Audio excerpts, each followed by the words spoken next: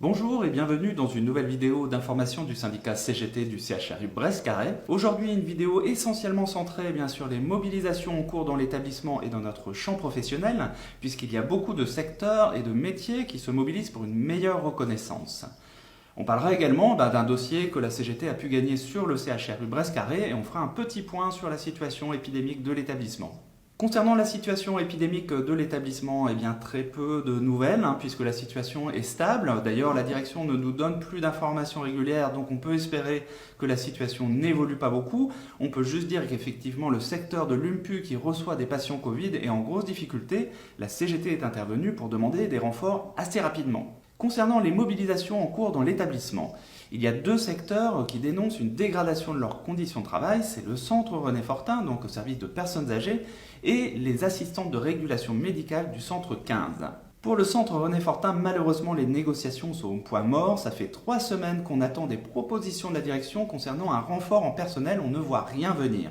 Par contre, on a deux informations plus ou moins officieuses. La première, c'est que les responsables du centre René Fortin sont en train d'étudier la diminution du temps en animation pour les remettre dans les soins.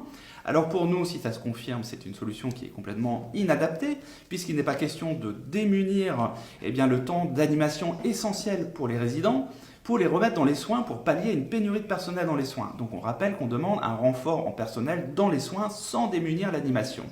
La deuxième information, c'est l'embauche de contrats civiques pour le centre René Fortin.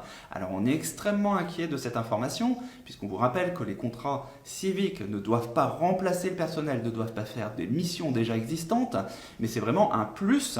Donc on a bien peur que ces contrats civiques viennent faire de l'animation à la place des professionnels pour mettre les professionnels dans les soins.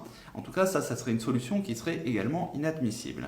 Une parenthèse sur les contrats civiques, on a également appris qu'il y aura des contrats civiques en psychiatrie avec la même problématique, c'est-à-dire une tentation pour l'employeur de le mettre sur des postes déjà existants. Donc ça sera évidemment inacceptable. On dit de toute façon, il faut du personnel formé sous statut au niveau de l'hôpital. Concernant ces contrats civiques, alors évidemment, la CGT est extrêmement prudente et pas forcément favorable. L'histoire nous a montré que tous les emplois aidés, que ce soit les CAE, les CUI, les TUC, débouchent très rarement sur des emplois pérennes. On rappelle évidemment qu'il nous faut des emplois pérennes sous statut au niveau de l'hôpital, ça devient urgent.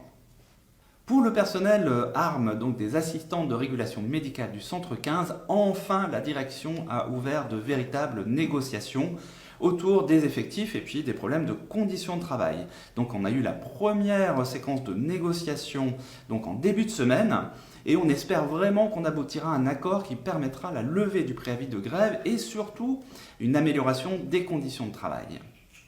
Le 17 mai, ce sont les IAD, donc les infirmiers anesthésistes, qui se sont mobilisés au niveau national pour une meilleure reconnaissance de leur profession.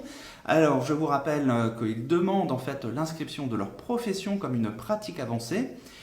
Sur le CHRU Brest-Carré, alors on a pu affréter un car pour la mobilisation régionale à Rennes devant l'ARS. Et donc, plusieurs centaines d'IAD ont pu manifester à Rennes, avec une grosse participation de Brest et du syndicat CGT du CHRU Brest-Carré. Les IAD donc ont continué le bal des déçus du Ségur de la santé.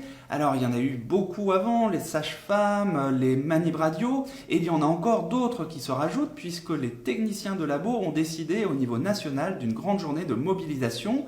Donc le 18 mai, sur le CHRU Brest-Carré, du coup, on a proposé un rassemblement dans le hall de la Cavale Blanche à 14h, donc le 18 mai, pour porter les revendications sur une meilleure reconnaissance, notamment une réingénierie de la profession avec un Bac+3 grade licence. Autre secteur qui participe au grand mécontentement des hospitaliers, c'est les secteurs de réanimation et de soins intensifs. Donc ils se sont mobilisés le 11 mai sur l'établissement et partout en France. Alors ça a été un énorme succès puisque sur Brest on a pu faire une manifestation avec une centaine de professionnels, une distribution de tracts au rond-point et puis une assemblée générale qui a pu permettre d'affiner les revendications. Là encore c'est un secteur qui demande la reconnaissance de la spécificité de leur travail, que ce soit au niveau statutaire ou au niveau des revalorisations salariales. Donc la suite de la mobilisation des réa et des soins intensifs sont à l'étude, avec sans doute de nouvelles mobilisations à venir. Encore une profession en mal de reconnaissance, mais ce sont les EAPA, les enseignants en activité physique adaptée. Pour rappel, ces professionnels très qualifiés, puisqu'ils sont à Bac+5, ont été embauchés pour pallier à la pénurie de kinésithérapeutes à l'hôpital. Aujourd'hui, évidemment, ils sont devenus indispensables à l'hôpital et ont développé leur propre mission. Malheureusement, ils n'ont toujours pas de reconnaissance statutaire, c'est-à-dire que leur métier n'est pas reconnu à l'hôpital. Donc, ils demandent une réelle reconnaissance, une grille spécifique qui correspond à leur niveau de qualification, c'est-à-dire Bac+5, et que le métier de APA soit réellement reconnu comme un métier hospitalier. La CGT du CHRU Brest-Carré les accompagne déjà au niveau La CGT du CHRU Brest-Carré les accompagne déjà au niveau local pour une meilleure reconnaissance et portera effectivement le dossier au niveau de la Fédération Santé pour que le ministère de la Santé soit interpellé pour la création d'un réel statut. Tous ces mécontentements montrent bien quand même un manque de reconnaissance du personnel hospitalier. On vous rappelle notamment que sur les revalorisations des grilles indiciaires, il y a un personnel sur 2 hospitaliers qui sera exclu de ce processus, donc c'est inacceptable. C'est pourquoi la CGT demande vraiment la réouverture du Ségur de la santé pour mettre à plat effectivement tous les professionnels et tous les secteurs pour qu'il y ait une réelle reconnaissance globale de tous les professionnels. On vous rappelle que la CGT portait dans les négociations du Ségur une augmentation de 300 € pour tous, avec une augmentation du point d'indice pour tous les professionnels et tous les secteurs hospitaliers. On en est très loin. Autre problématique, évidemment, c'est les revendications sur le manque d'effectifs qui est toujours énorme au niveau des hôpitaux et du manque de places d'hospitalisation. C'est pourquoi la CGT appelle vraiment à la convergence de toutes les luttes, notamment par une première date dont on vous a beaucoup parlé, le 21 mai, donc mobilisation régionale festive à Carhaix. Donc des cars partiront du parc à Chênes à Brest.